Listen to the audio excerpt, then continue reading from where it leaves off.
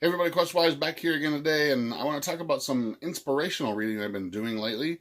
Last week we talked about this game and how much I freaking love this game, Astonishing Swordsmen and Sorcerers of Hyperborea, and how great and bizarre and pulpy this game is, and to sort of get myself in the mood, to get myself sort of hyped up for this type of game.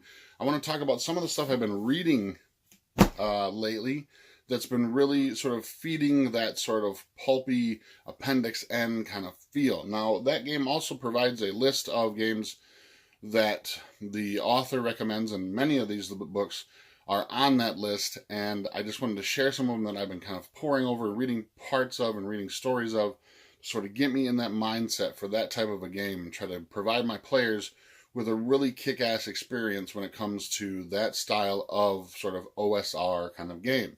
The first is Tarzan of the Apes. This is by Edgar Rice Burroughs, classic adventure story. This is nothing like the Disney version at all.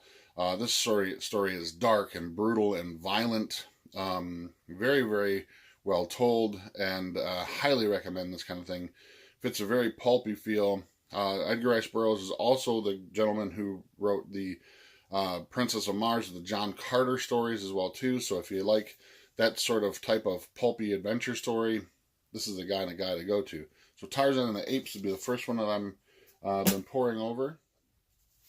Another one that I've talked about before in one of my other videos about inspiration for Appendix N is Tales of the Dying Earth by Jack Vance. This guy will give you a full reappreciation of Vancian magic, which is where the name came from. The idea of sort of memorizing spells, casting them, and then them being erased from your memory. Over my years of playing those types of games, I became very tired of that style of magic and found it to be very annoying after a time, until I finally got a chance to read Tales from the Dying Earth, and have been rereading some of those, and it's given me a truly new appreciation for that style of magic. Now, this is a video completely of its own, on the other side of things, but I don't feel as if the Vancian magic fits 5th edition Dungeons and Dragons very well. But that's my own opinion. I feel like that it's meant for sort of OSR type games, that sort of old school feel of things where characters are not quite as heroic or quite as powerful as they are in 5th edition. But if you're playing an OSR style type of game like Astonishing Swordsmen and Sorcerers of Hyperborea, such a mouthful, this game will give you a new, beautiful appreciation for that type of magic. Next up is Clark Ashton Smith. Not many people have heard of this guy before, but he was a contemporary of H.P. Lovecraft and Robert Howard, and we'll get to Robert Howard in a minute. Clark Ashton Smith would write things like horror-based fiction, much like H.P. Lovecraft, in the vein of being very like cosmic horror type things. He also wrote things that were very Edgar Allan Poe sort of inspired, where they're very sort of like emotionally charged horror. But he also wrote some very bizarre science fiction and fantasy stories as well too. This is a collection that actually comes as a 5-part series. I only actually own the first 2. The other 3 are kind of elusive to find. A lot of these Tarzan of the Apes you will be able to find anywhere. Tales of the Dying Earth is pretty readily available. This book, though, on the other hand, these volumes anyway, a little bit harder to find. I would recommend, at the end of this video, I'll recommend some other places. And down in the description below, I put a link to some of the websites I use to try to find stuff that's a little bit harder to find fiction-wise and stuff as well. Clark Ashton Smith, if you like Robert Howard or H.P. Lovecraft's writings, you'll see a lot of similarity in this, and I think you'll really, really enjoy those as well, too. Speaking of Robert Howard, next I've been reading Cull of the Exile of Atlantis, or King of Atlantis. These came out a few years back from, I think it's Wandering Star Press and Del Rey Publishing. These are great. Some of these are still readily available out there. Some of these you can find at your friendly local bookstore. But again, like I said, later at the end of this video, I'll talk about places that I go try to find fiction that's a little older. The reason I'm not reading Conan right now, I've already read all the Conan tales, and I have a collection of just about everything Robert Howard's ever written about Conan. And he wrote a ton of other stuff too. Robert Howard was really, really good at being able to write just damn near about anything. He's got horror stories, romance stories, boxing stories, westerns, all sorts of stuff. But because I'm pretty well versed in the Conan stories themselves, I've been rereading over Kull, who is a sort of predecessor. And in some theories, some scholars believe that in Howard's mind, Kull was actually a distant ancestor of Conan the Barbarian.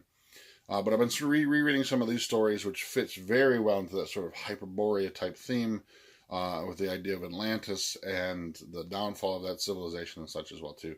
So Robert Howard's Kull, Exile of Atlantis, highly recommend that as well. Next up, some of you may have seen this before. I don't know if maybe you've seen this particular edition. It came out by White Wolf Publishing several years ago. But this is a Fritz Lieber's Ilmet and Lankmar. This is a collection of short stories, or all the collection of Fafhrd and the Grey Mouser's stories collected into one edition, and is amazing. Any of the Lankmar stories are all encapsulated in here, and they are awesome and twisted and bizarre, and they're sort of a fantasy that you don't really find from some of these other people. There's a weird, I don't know even how to articulate it.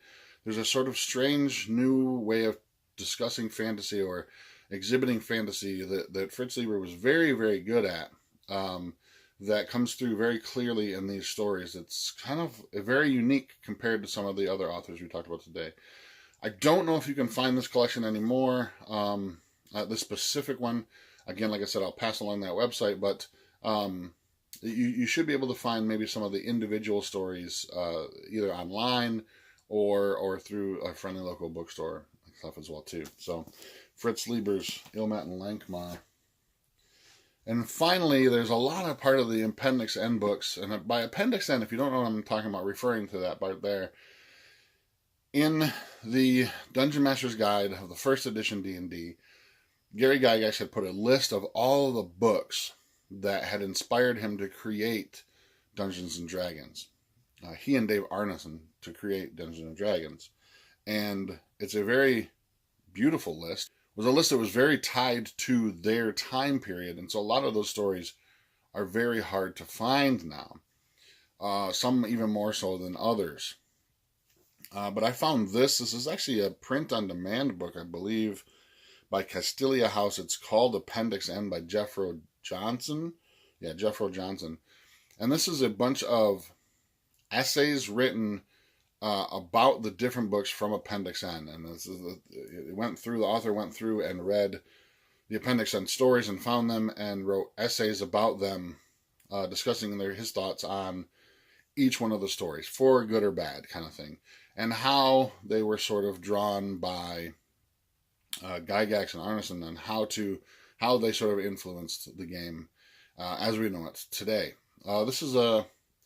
This you can find online, probably through like Amazon or something. Like I said, I believe it's a print-on-demand kind of thing, or self-published at least anyway. But it's definitely worth checking out. It was a little bit more on the expensive side because of the fact that it was independently published, but it's definitely a good read, especially for those very, very hard to find Appendix N books. At least it gives you sort of a brief overview and ideas of what those were.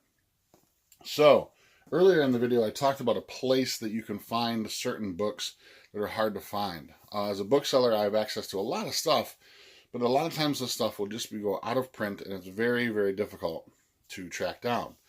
One of the websites I found that's been very, very helpful in those types of things, actually two websites. One of them is Noble Knight, which is mostly a company that sort of collects and resells role-playing games themselves, but sometimes you can find fiction on there as well too. So nobleknight.com. The other one is abebooks.com or abebooks.com, and what that is sort of like an eBay for independent booksellers, but without the sort of auction part of the whole thing. So this website will search independent bookstores from across the United States and it will list books that they have available on their shelves. Some of them might be new, they might be used, they might be in really crappy condition, but they will have prices based upon that, what they feel that they can get for it, as well as sort of the condition of the book as well too. But ABE Books, or abebooks.com, is also a great resource to try to find fiction that's very hard to find, because there might be somebody, a tiny little used bookstore, or independent bookstore I should say, out in like Wyoming, that has a couple copies of this on the shelf. They're just looking to get rid of it, and so they're posting it online for people like us. So a little look inside to the things I'm reading and doing to sort of like put myself in the mood and the genre for Astonishing Swordsmen and Sorcerers of Hyperborea. Until next time, I'm Questwise, and I am out.